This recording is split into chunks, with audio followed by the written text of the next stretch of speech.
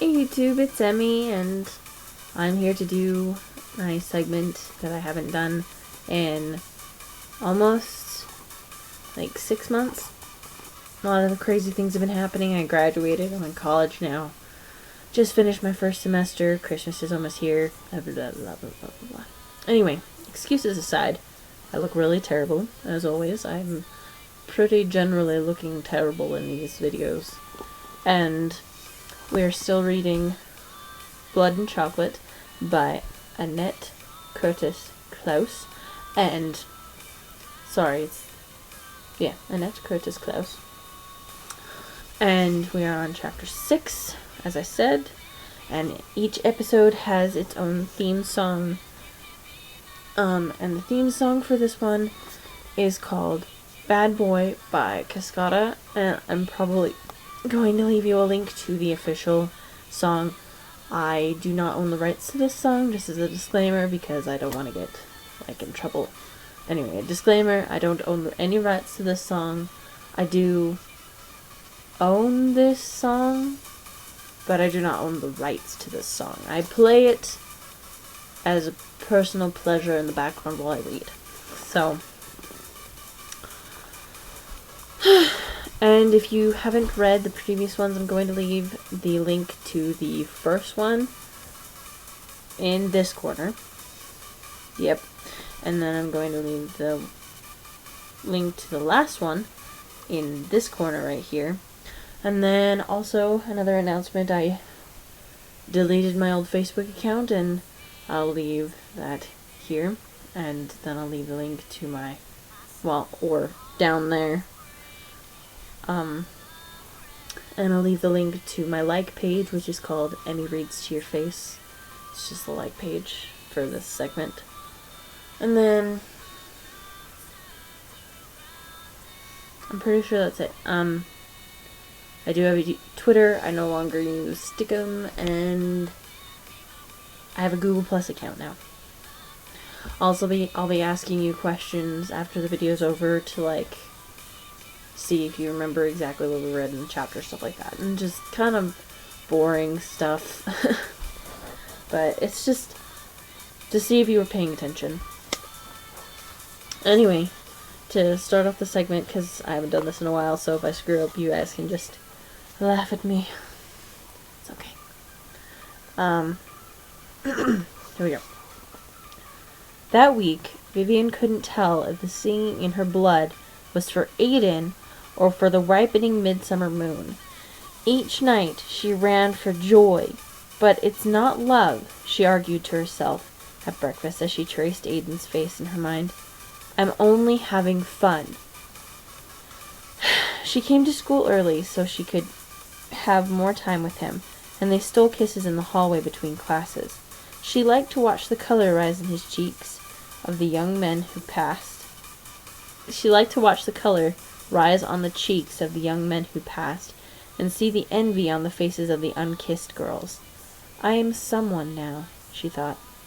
Aiden had a job after school in a video store, so she couldn't hang out with him then. But he called her in the evening, waking her from her pre-run nap, and it turned out they had a lot to talk about. And he liked to play the what if, he'd say. What if a mysterious illness wiped out everyone on Earth but us? What will we do? And then they'd make up all sorts of possibilities. Vivian was reluctant to answer his questions about her family at first, but before long she revealed that her father had died in a fire, and that she was always fighting with her mother, although she couldn't tell him what those fights were about. He never made fun of anything she cared about, and he was always interested in what she had to say. What a relief to have someone to listen to her, even if she could only talk to him about half of her life. Kelly stopped showing up in the quad at lunch, and she took the gigglers with her wherever it was she went. Smart choice, girl, Vivian thought. 'Cause one wrong move, and I'll be on you. Sorry, guys. I told you I haven't done this in a while. The thought crossed her mind that maybe now she understood why Esme fought Astrid. She shrugged that off fast. Esme had no right to fight for Gabriel. He was too young for her. There's an anti-prom party at Bingo's house on Saturday, Aiden said one day. Her parents are away. It'll be wild. I like wild, Vivian said, nuzzling his ear. Saturday, maybe, she'd make him hers for sure.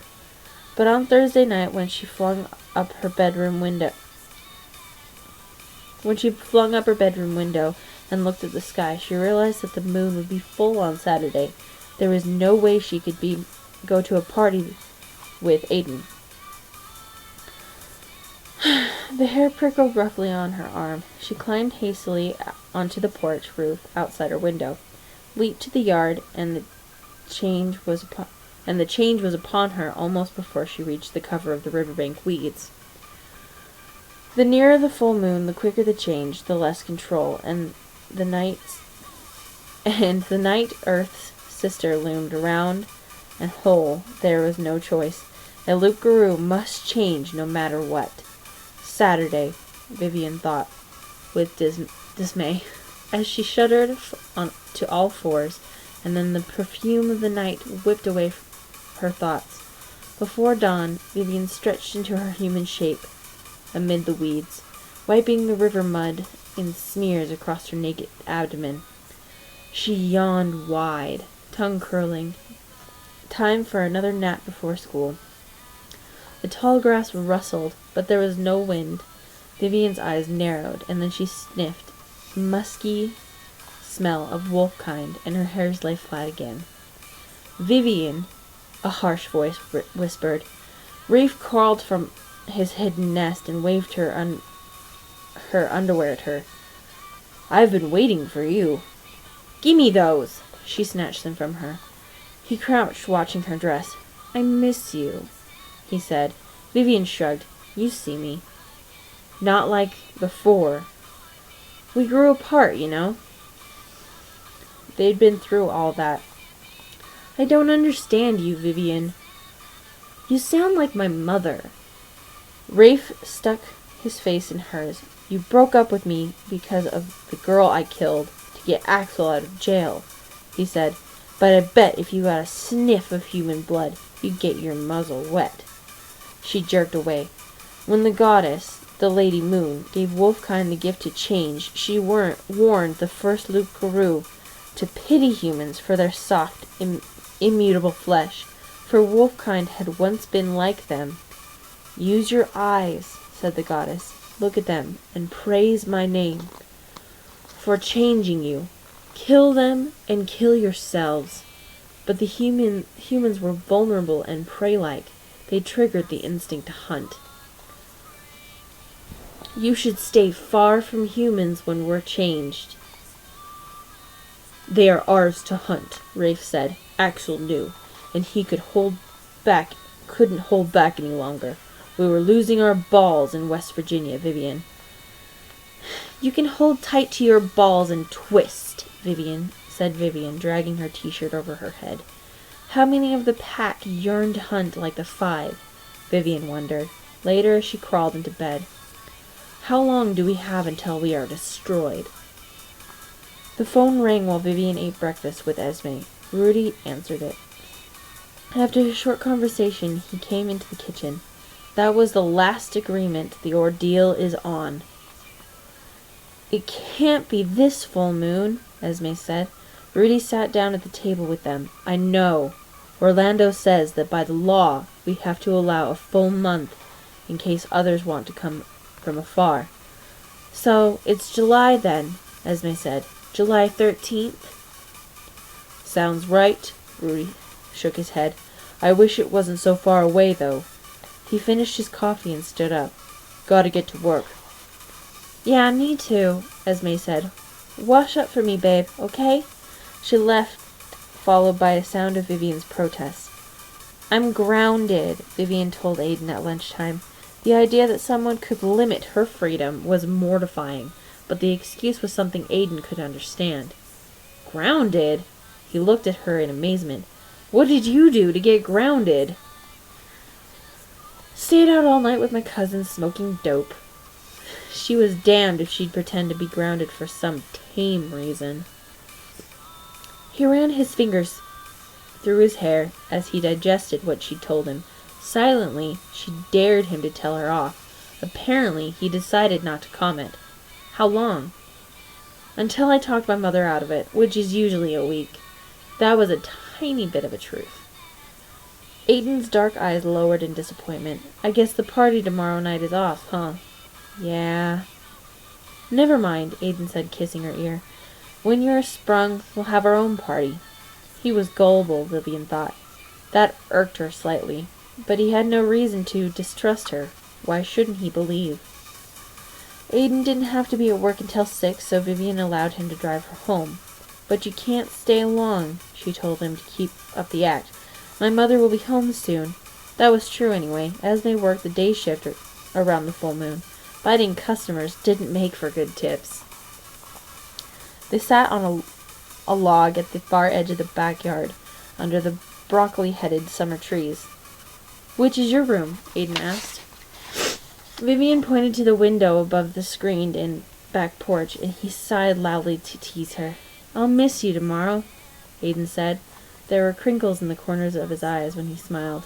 He was a creature of warm sun and comfort.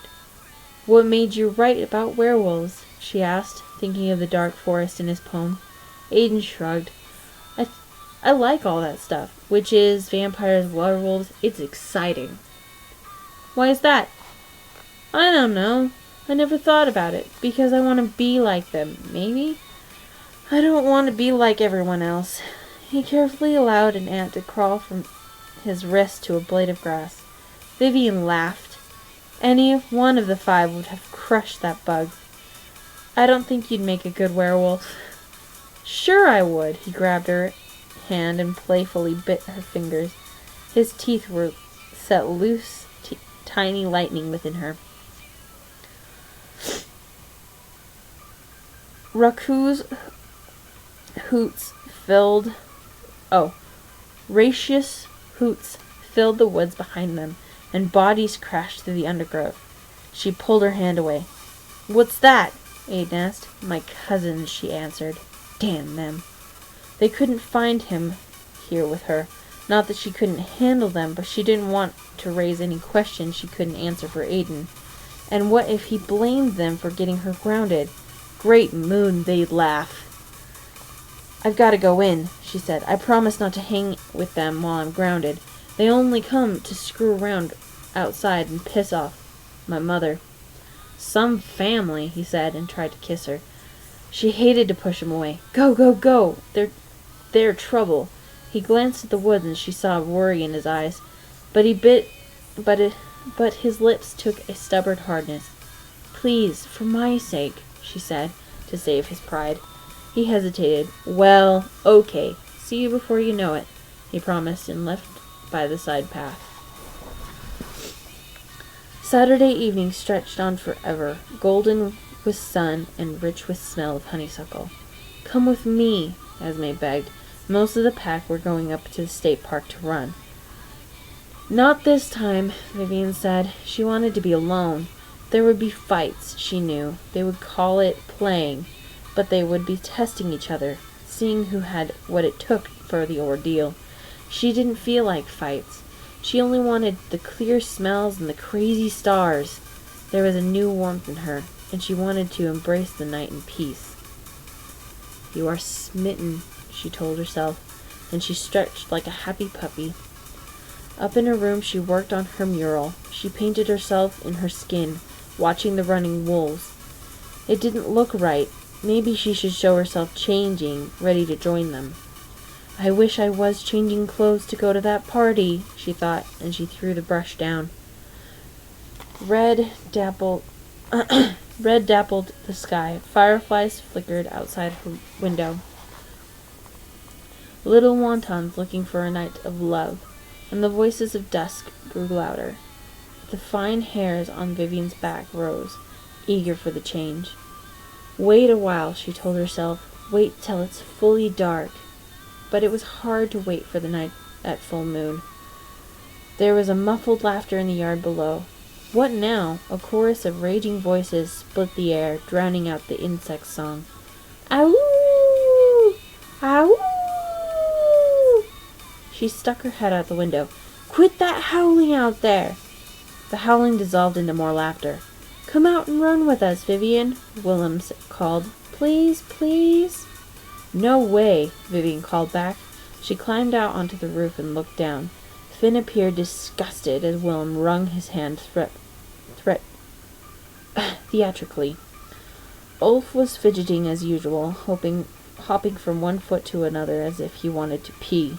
Gregory grinned glitteringly bright. His teeth were already pointed. Come on, Viv. We're gonna have a great time.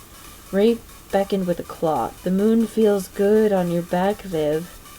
Vivian could feel the wolf inside, uncurling, but she laughed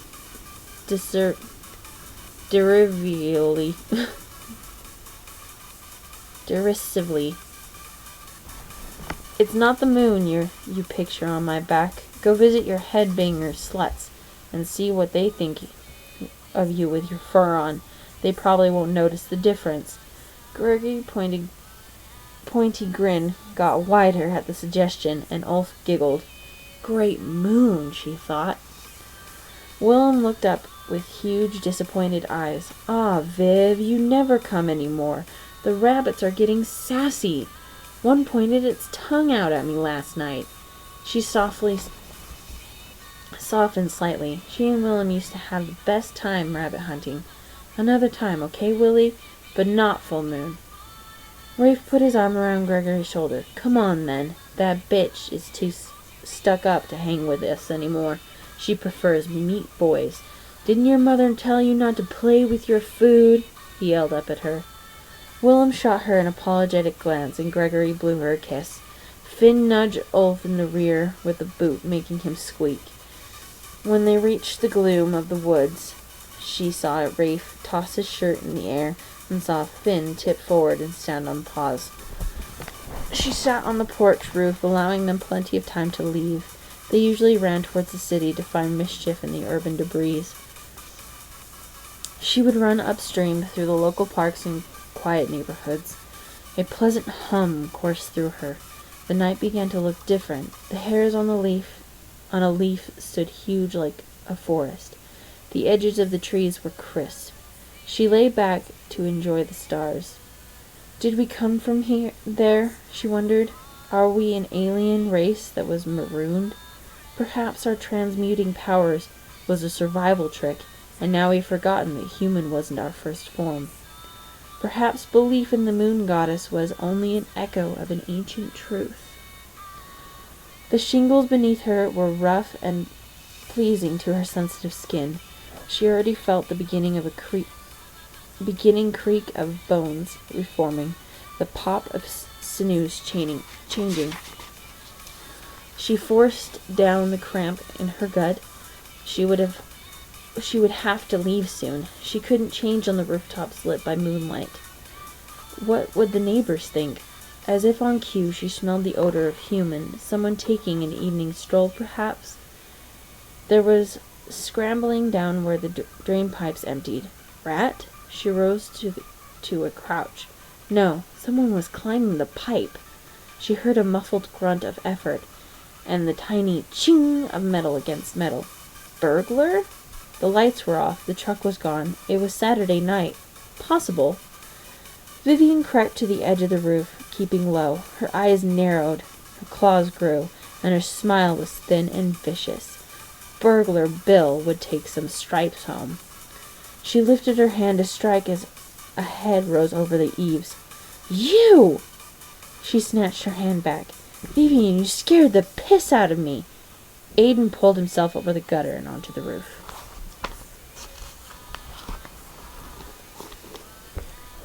Okay, so my question is, what do you think is going to happen next? That is all the question that I have for you right now. Also, as another disclaimer, I don't own any copyrights to this book. I totally and completely suggest you buy this for yourself, okay? Because it is a definite keeper for the collection. Okay. Please like my Facebook page. I just barely made it, and I would really like the encouragement to keep making these, and if not, then even if you hate it, just like the page, start trolling me, because I like the trolls. Makes me feel like I'm actually making videos. So, alright, thank you guys so much, and you have a fabulous week. And I'll probably make another one before Christmas. So, see ya.